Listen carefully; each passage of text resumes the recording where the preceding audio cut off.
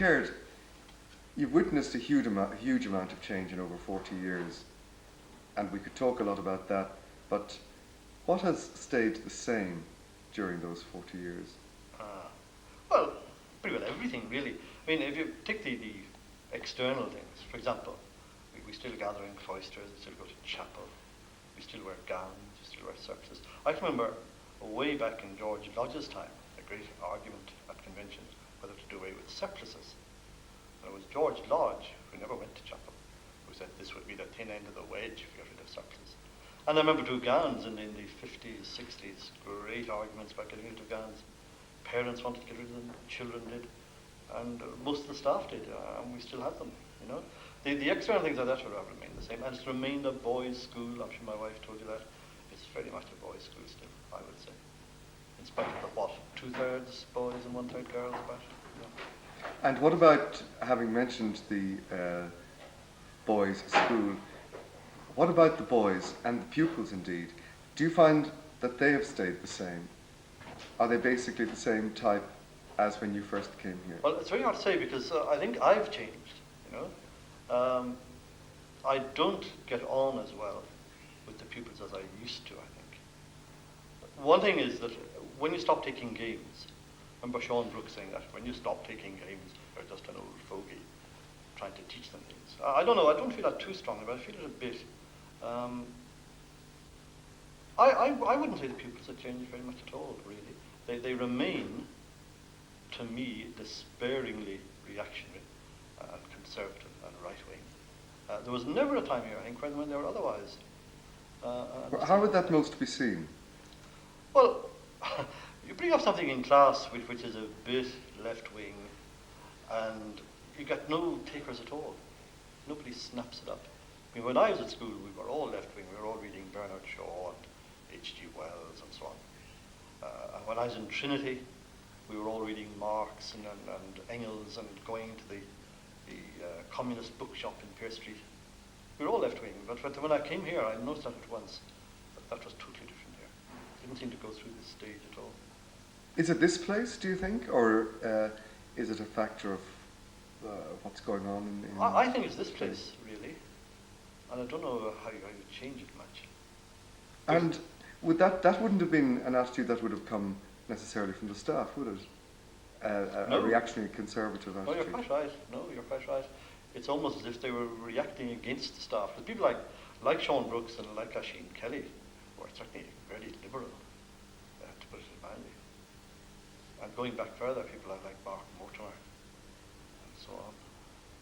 And you say that you've changed, and perhaps that you don't get on as well as you did. Would you have seen that in the classroom, or when you were a housemaster, or now that you're Subwarden, or perhaps in all areas? No, it's more in the classroom, I reckon. You know, while you were teaching the same thing for a long time, you naturally enough repeat little quips and little wise sayings and so on, and they don't react the same way to them as they used to. It's dreadful to say, jokes that used to go down a bomb years and years ago fall with a dull thud now. It's quite funny. And they will laugh at things that I wouldn't think they'd laugh at. I mean, that sort of thing. I feel I'm not quite in tune with the way they're thinking. It's natural enough, I suppose. So it's probably a good thing when it moves on. I think there should be a sort of best by date on a teacher as well as... Well, have you observed that over the years with teachers, with staff that have gone on to 65 or whatever it is and retired? Are there some who are at their best right up to the end. And in other words, are there those that defy this law of getting out of tune with their pupils and stay in tune with them right up to the age of 65 and would stay till 85 if they were here? It's hard to say. I think perhaps Dr. Willis did. Oh, a great legendary figure from a great distant past. He seemed to be not to change at all. I didn't know all that long. I suppose about 12 years. But he seemed to me to be absolutely the same when he left. And he stayed on after his 65th birthday. Yes. He stayed on for 3 or 4 years. I thought of him the same. The teaching that you've done has changed, I mean, with particularly, I suppose, the emphasis on language rather than literature. Did that make a difference to you as a teacher? A big difference, actually. I think the big difference was the departure of the upper sixth. You know, Oh, yes. Okay, you mentioned that, you probably did. But that was a huge break in the college, which was what? I wonder how long ago it was now, 15 years and maybe more? About that. For sort of financial reasons, we stopped having these upper sixth classes. You'd have 2, 3, 4 pupils, perhaps about 10 times a week for French and 10 times a week for German, and studying university scholarship courses and A-levels and S-levels and so on. And there was a lot of reading to be done then. And I enjoyed that enormously. I missed that a good deal. Because the Leaving Certificate literature wasn't really literature at all, was it? Well, it was a sort of token literature. Yes. Which didn't study it very deeply. No. Are you sorry that it's gone altogether from the Leaving Certificate course? Yes, I'm sorry. I believe it's going to come back. They keep talking about bringing out an anthology that they will study. It hasn't happened yet. But there's a great demand for it. Yes. On other aspects of things that haven't changed, you mentioned some of the externals, and I suppose to an extent chapel is an external, but you're a Presbyterian by upbringing, and so like myself, you weren't used to this perhaps Church of Ireland type of service and so on. What does it and did it mean to you over the years? Well, I, as you say, I was brought up not just a Presbyterian, but also a Plymouth Brother or whatever. Used to go to Presbyterian Sunday school in the morning and a Plymouth Brethren Sunday school in the afternoon, and perhaps a Bible study maybe that Sunday evening. Got an awful lot of that. I found I took to what my mother would have called high church very well. I liked it a lot. I liked the singing of the psalms and so on. And then when I came here first, we used to sing the Lord's Prayer, I seem to remember.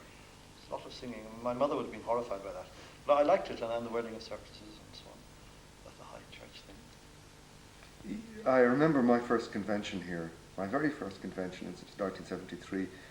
G.K. White's departing minutes were read by Norman Lush, and he had said to the staff that the chapel is the centre of school life. Do you remember that, and what did you think of that remark? I remember White making, this was the occasion, I remember making an impassioned plea to the staff to attend chapel better. You know, I remember for a long time there would be, on Sunday evenings, there would be Sunday evening chapel always, there would be the Warden, Dr. Willis, and the Master on duty. That would be the only staff present. And the only person who sang seemed to be the choir and the senior prefect. It was really rather miserable. So he made a great plea for staff to attend chapel, particularly in a weekday morning chapel.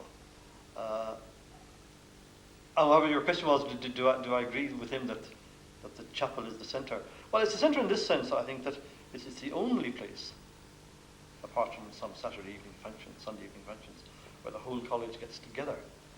I think that's very important. And it is the college assembly, really, every morning. And in that sense, it's the centre of the life. In the religious way, I don't think so. But in that social way, I think it is. Yes. You've been here, as I said at the beginning, under 3 wardens. What different, without going into personalities, I suppose, what different styles do you see, and what are the possibilities and the drawbacks of being a warden? I don't know how far I can go. What have I got diplomatic privilege here or anything? Yes, you are under diplomatic privilege. Well, see, I was here with Warden Argyll. I was surprised he'd only been here 3 years when I came. I didn't realise that. I keep thinking of his last years, in which I think he was looking forward to retirement very much, and I wasn't being terribly strict. And it was also, of course, the 50s, 60s, the very liberal time. There was a time, of course, when, which is all gone now, when there was a great demand, great student power was the thing. We even set up a sort of pupil parliament thing, which faded out. Why did it fade out? They were all for it. For a simple reason, they found it too boring to go to meetings and to take votes and that sort of thing. That's all. They'd much rather be off having a swim or playing cricket or something, so it fizzled out. I would have said, well, obviously, Warden Gibbs was as a reaction perhaps against the last couple of years of Warden Argyll, he was very strict and so on, and he pulled things together, as you might say. How did you react to that yourself? Well, I remember, not just myself, but the whole staff were really very shocked by Warden Gibbs's. There was a meeting in the geography room that was regarded as seditious, virtually. Were you at that? You were yes, here? I was. Sure, yes, there was. I remember that. I was thinking of that. Where sort of mutinous attitude. I can't remember why now. Because it was over the signing of contracts. Over that. Yeah, well, that didn't worry me at all. There was a lot of feeling too that there were a lot of demands being made on the staff to turn up on Saturday evenings and Sunday evenings. What was regarded as fairly outrageous. You felt that you had to. I think that's what annoyed people. They might do it willingly, but to have to be made to do it, that's what annoyed them a lot. It was expected of them.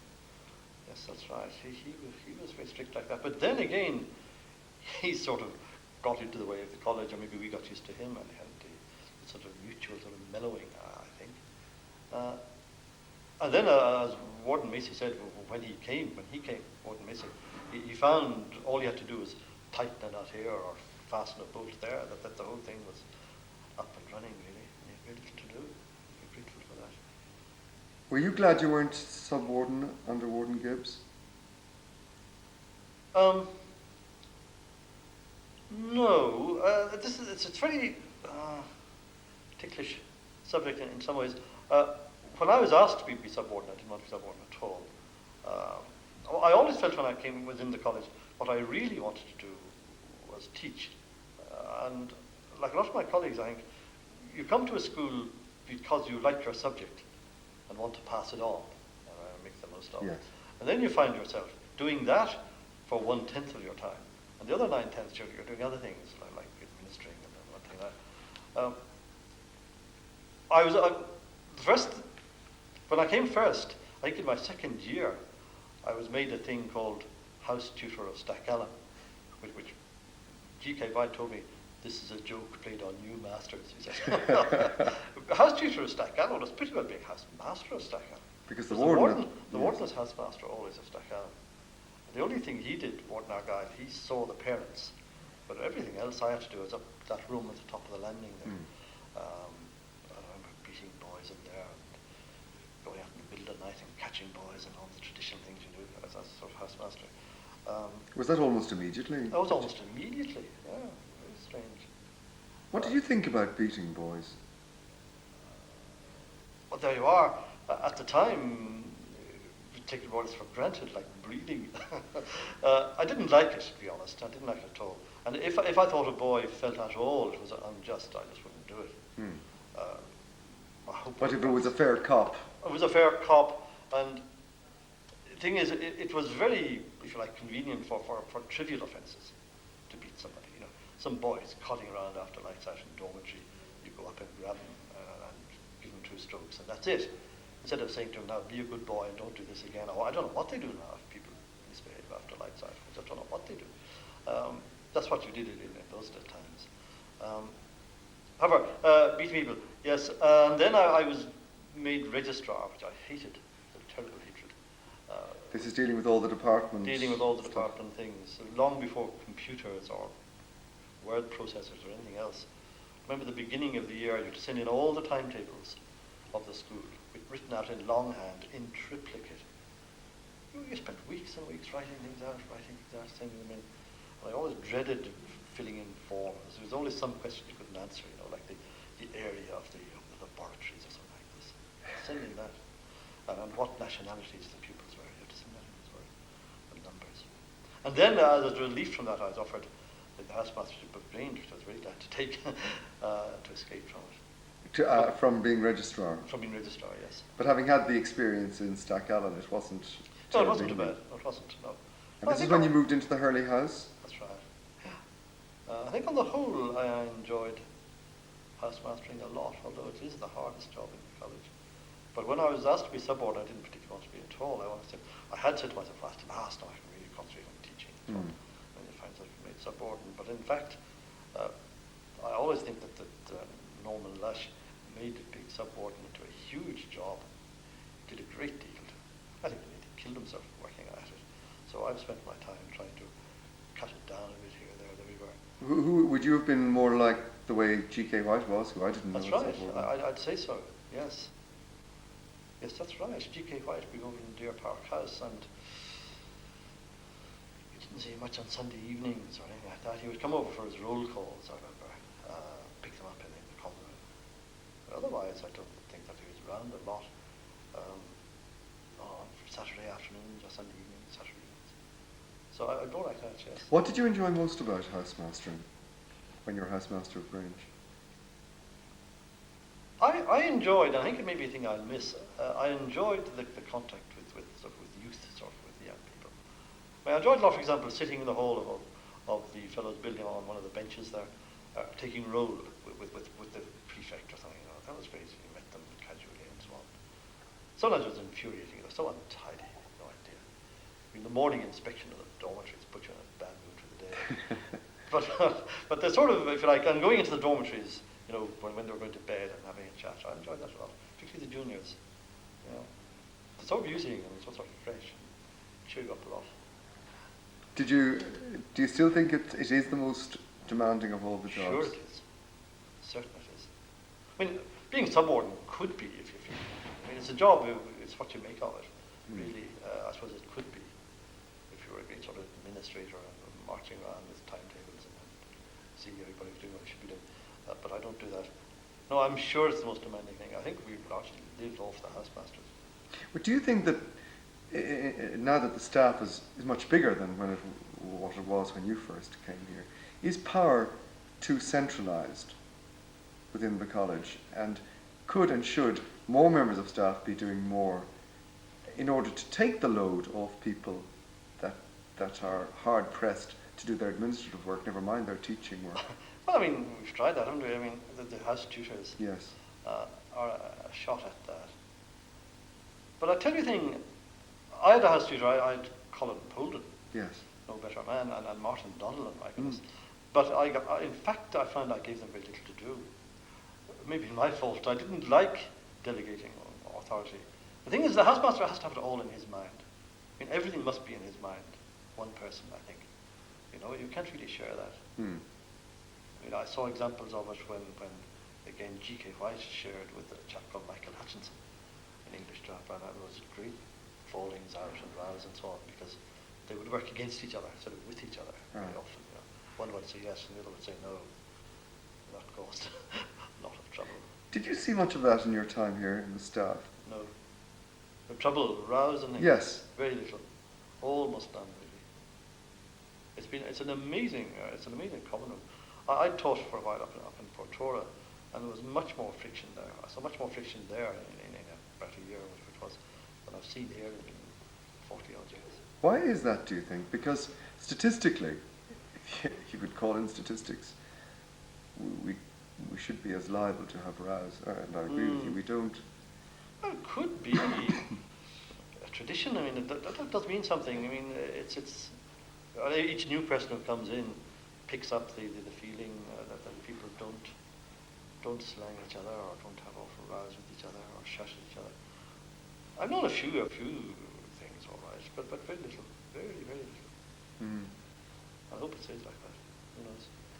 You talked earlier about taking games, and you took, well, in my time, you certainly took the Leps cricket team, which was a great sort of institution. That's right. And Did you take other games before that? Well, yes, well, I thought my big thing here in games was the junior rugby team. The thing they call the Jays now or something, what I call the junior 15. I took that for years and years and years. Yeah. And I took the second 15 for a good while. And the Leps rugby. I enjoyed that a lot. I like taking the junior rugby a great deal. Mm. It was astonishing, they'd be beaten 16-0 or something. And in 5 minutes they'd be saying, we could have won it if, and so on. Coming back in the bus from Blackrock or something, or back from Columba. I enjoyed that a lot. And the seconds were good fun too, I'll say. I wrote a bit about that in that magazine thing. Yes. Taking the second teams away. Good sport. And what do you remember about did you, as it were, graduate to cricket because when you were no longer felt able to take rugby, or was that? No, see, I was never a great games player myself. I played a good deal in school. I was on the teams, all right. But in university, I had very little time. I played very little there. So it was more or less the good old amateur thing.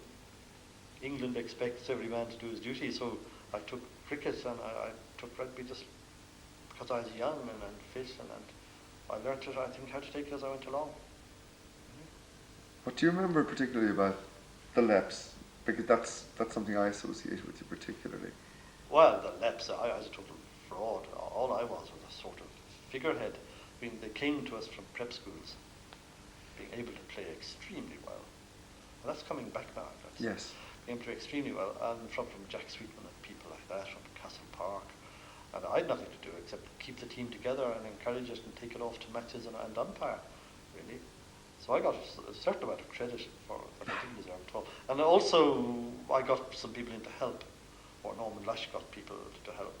Jack called White, I remember, and a couple of Moriarty, who was our judge, he came up for a couple of years to help too, and they're all very good.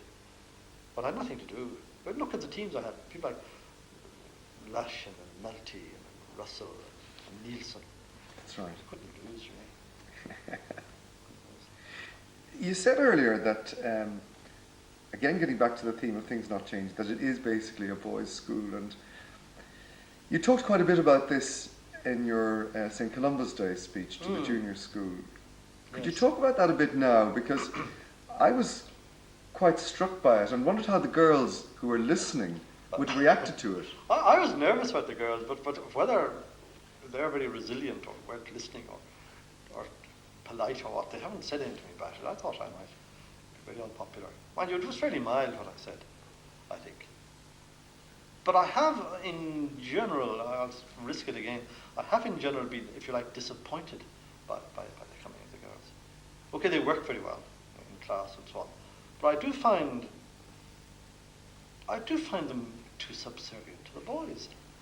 Really, I'm quite horrified. Could you give examples of that? Well, it seems to me they go out of their way, I mean, abnormally they go out of their way for notice by the boys. I know it's natural enough if a girl wants to be noticed by the boys and so on.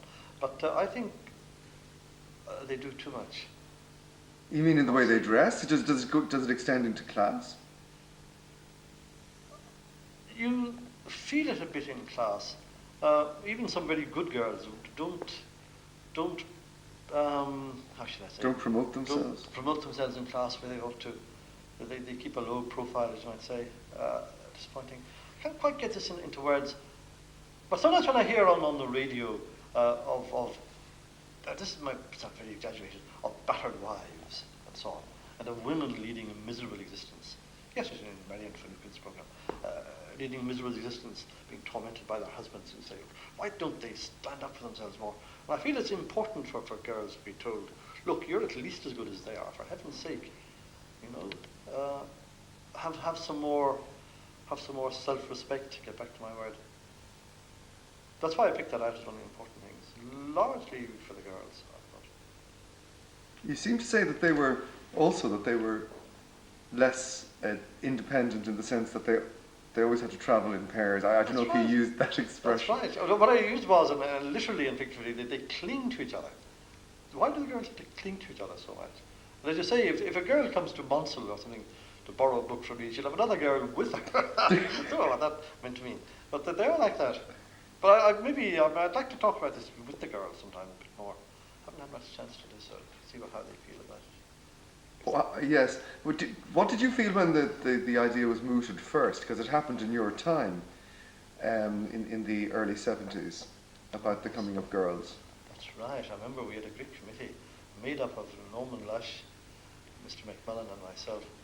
We had to draw up a report for the Warden and White and so on about how we would increase numbers. And gay people came up, and of course girls came up. And we thought, oh yes, you could just about risk taking girls in 5th and 6th. 6th certainly, maybe in 5th. We weren't so sure about 5th. But certainly never go below that. Remember that vividly. I think I have a copy of that report somewhere still. And we could take pupils, people who lived around and so on. But the question was what effect?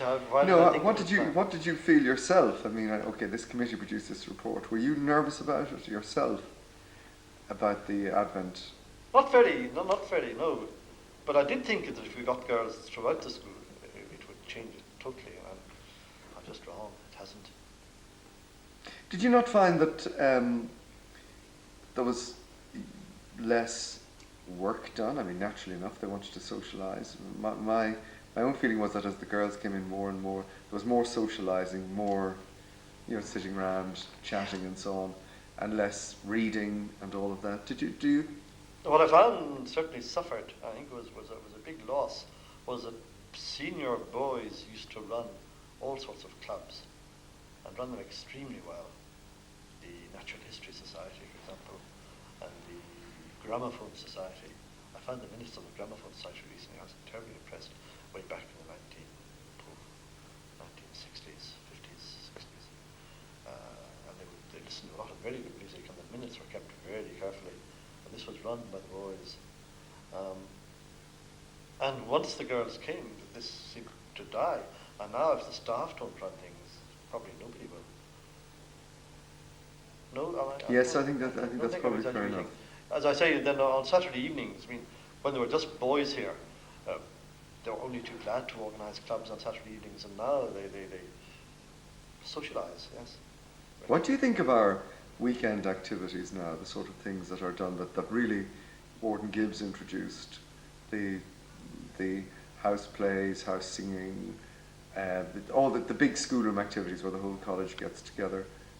Do you think that in general they're beneficial? And that I do. I think they're a bit of a miracle, really. Some of them are pretty bad. There's no question about that. I think the standard of house entertainments, we keep calling it house plays, but they are still house entertainments, is still pretty low. People haven't time. And again, if a member of staff doesn't summon up the energy to do it, it won't be done by a senior pupil anymore, the way it used to be. I remember sixth form used to put on plays at the end of every term pretty well. Extremely good, sort of comedies. Great fun. Not much of that now. No, I think, well, they're indispensable, aren't they, really? I mean, we have to have them if we have the children here. And I think some of them are amazingly good. I think the voice of poetry is excellent. And the house singing is very good now. It was awful, it's very good now. But I think something will have to be done about the house entertainments. Yes. Not sure what. Your other very major area of activity over the years was in the Masterman Library. Now, just this term, we've had the new library opened, and the Masterman will start a new existence next term as something else. You must have had very mixed feelings about the general rejoicing at the advent of the new library. Hadn't really. I thought I might have, but when I saw the number of people borrowing books shrinking and shrinking and shrinking, I used to fill in the borrower's book, and you'd have, when I came first, it was librarian first, it was about 2 pages, let's say about 50 people. And towards the end of my time, I swear, if you got 15 people in this in a week? Oh, in a term. term. It was horrifying for the last 3 or 4 years. I don't know why that was, but very, very few people were borrowing books. And so I was very glad now to see, when you look at the book in the new library, there's about 20 people a day. Oh, yeah. Books out. It's great. So you have no reservations? No reservations really at all. I can't make out why the Masterman Library got to be so isolated and so unpatronised. I just don't understand it. Whether you do as No, as I an don't. English teacher. I don't.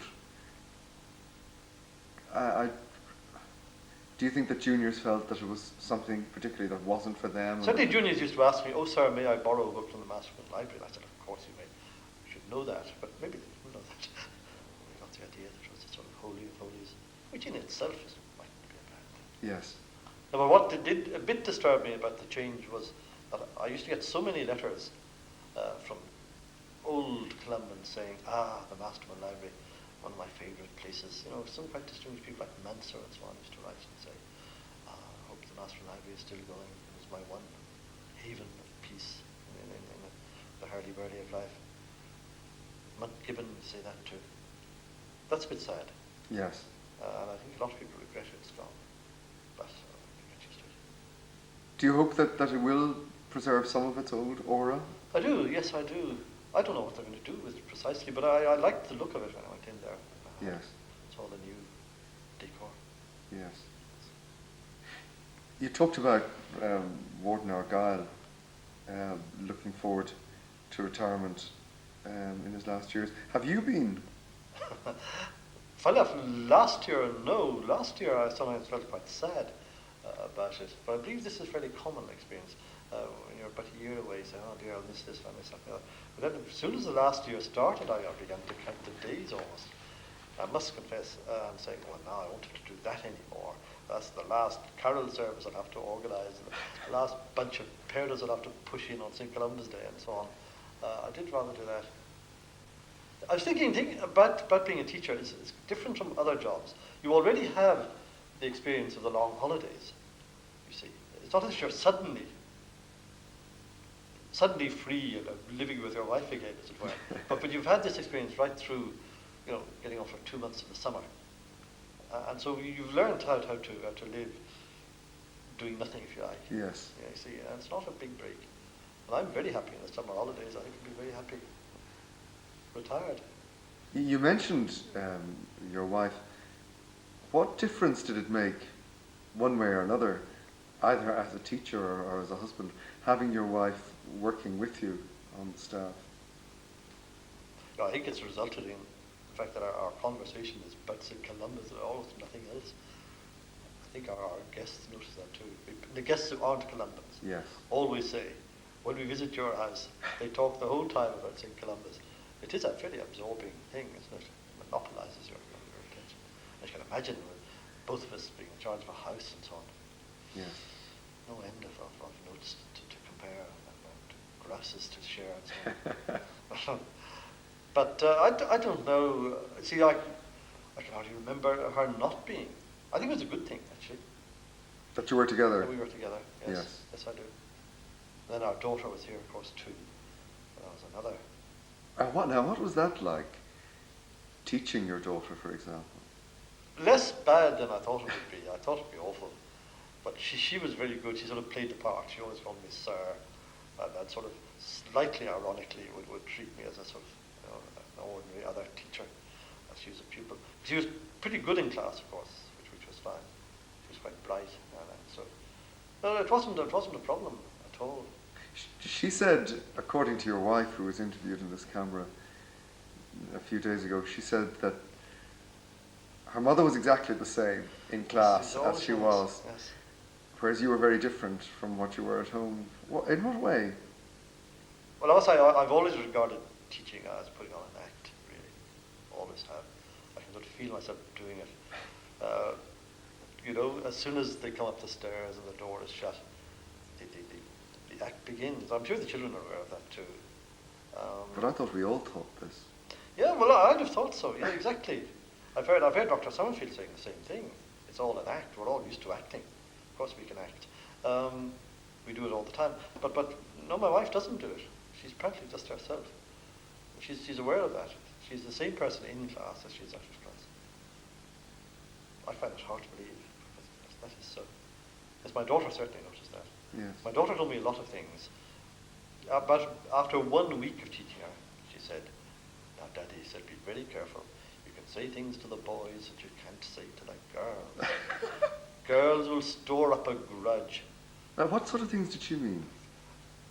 Well, Like a sarcastic remark? That's right. Or I remember saying to a boy once, and Helen was terribly shocked. I said to him, "You are the lowest form of life yet discovered in the universe." They all laughed and so on. And the same boy, by the end of the class, was the best of friends with me again. But Helen said, "Now be very careful. Don't do that with a girl, because they will harbour a grudge for ages and ages and ages." Do you think that's true? I would have to ask them. Do I think I've never had any? I've had a bit of evidence of it, but very little, really. I think they do, though, in general, tend to do that more than boys do. Boys are astonishingly resilient, aren't they? Yes. You can say almost anything to a boy, and it doesn't totally get you. Or you kick him. Or you talk about beating. I mean, people make great fuss about beating, but it was part of the routine, a bit like the sheet of blue. You could beat a boy, and before he'd gone out the door, he'd be the best friend with you again, and he'd ask you who was going to win the next rugby match or something. Is it possible for you to say, at this stage, what you'll miss most and what you'll miss least? I don't think it's possible, really. What I miss least? But to be quite honest, I think what I miss least is again, I shouldn't say it all these people, is having to come up on a Sunday evening to do evensong. I always found that really quite a strain. I mean, when your weekend started after evensong on Sunday evening, and your Monday started at about 8 o'clock, I mean, it was a very short weekend. I found that a strain. It's a bit of a treadmill. So I think a lot of Sunday evenings I'd be saying to myself in November or something, glad I don't have to come to chapel now. I found that a strain. Convention. I wouldn't miss convention after that. Why not? I find convention exasperating. I don't know what it is about it. I used rather to like it. And in some ways I like it still, the controversy and so on. But a big committee is sort of infuriating. You feel you're never really getting down to the subject to discuss it properly. It's all over the place. And then just as you start, the warden will stop the discussion. I have to get on with something else. I won't miss writing the minutes for convention. I didn't like it. Was convention always the same as it is now, for example, in terms of atmosphere, contributions? Yes, it was largely. For a long time, we didn't have any minutes read. That all started a row with Ken Mills. G.K. White said, well, we decided at last convention, he said this, and this. And Mills said, we decided nothing of the sort. I demand that the minutes be read in future, and so on. So we started reading the minutes. But it was much the same, of course, a much smaller staff. Well, it was always the same. Warden Argyle was good at convention. But all the wardens have been very good at convention. But will it be difficult to get St. Columba's out of your system? I mean, I suppose I could speak collectively for you and Gay. Or will it in a way be like, do you think it will be like Dr. Summerfield, who seems to have been so much part of the place and then able to make a very clean break? I think it would make a very clean break, actually. Mind you, help. I imagine it'll form a staple part of our conversation the rest of our lives, really, yes. won't it? Do you remember this, remember that, and so on. But I'll certainly make a clean break, because I don't know what he's talking about. Again, as I say, we have the holidays. We yes. can practice at it. And how would you like to be remembered? Oh, dear me. I'm not interested in being remembered at all, really. I'm quite happy to be forgotten.